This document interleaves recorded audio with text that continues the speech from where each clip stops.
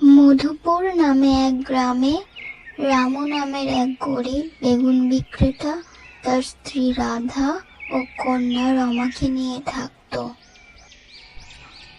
একদিন হঠাৎ রামুর শরীর অসুস্থ হয়ে পড়ে এবং সে মারা যায়। তার স্ত্রী রাধা খুব চিন্তিত হয়ে পড়ে, কিভাবে তার এই সংসার চালাবে। তখন তার মেয়ে রমা বলে, আচ্ছা মা, আমরা যদি আমাদের উঠোনে বেগুন চাষ করি এবং তা হাটে বিক্রি করি তাহলে কেমন হবে? ঠিক বলেছিস মা, আমরা তাই করব।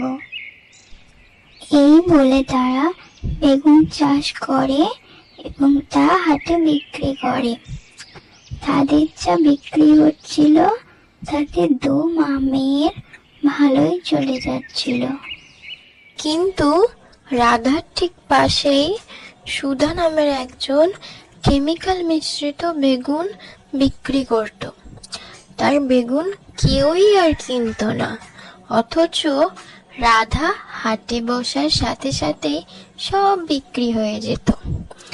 এই দেখে সুধার খুব হিংসে হতো। একদিন সুধা চুপি চুপি রাধার বাড়ি গিয়ে তাদের সব বেগুন গাছে কেমিক্যাল মিশিয়ে দেয়। রাধা ও রমা সকালে ঘুম থেকে উঠে দেখে তাদের সব বেগুন গাছ মরে গেছে। তারা তো খুব চিন্তিত হয়ে পড়ে, এবার তারা কি খাবে, কি করেই বা তাদের সংসারটা চলবে।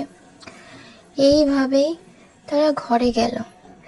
ঘরে দুজনে দাঁড়িয়ে আছে, এমন সময় রামুর ছবির নিচে থেকে একটা বীজ নিচে পড়লো।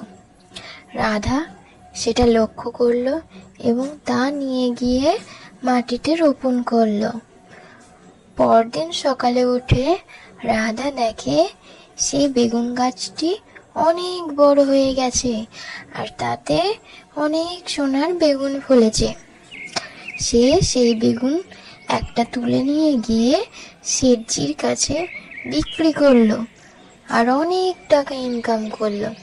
আর অন্যদিকে সুধা এই সুযোগে তার বিষাক্ত বেগুন বিক্রি করছিল, যেগুলিতে সে কেমিক্যাল মিশিয়ে বিক্রি করেছিল। তো তার বেগুন যারা কিনেছিল তারা খেয়ে অসুস্থ হয়ে পড়ে এবং সবাই মিলে এসে তাকে খুব মারে। আর সে যেহেতু কেমিক্যাল মিশিয়ে বেগুন চাষ করত, তাই তার বাড়ির সব বেগুন গাছ মরে গেল।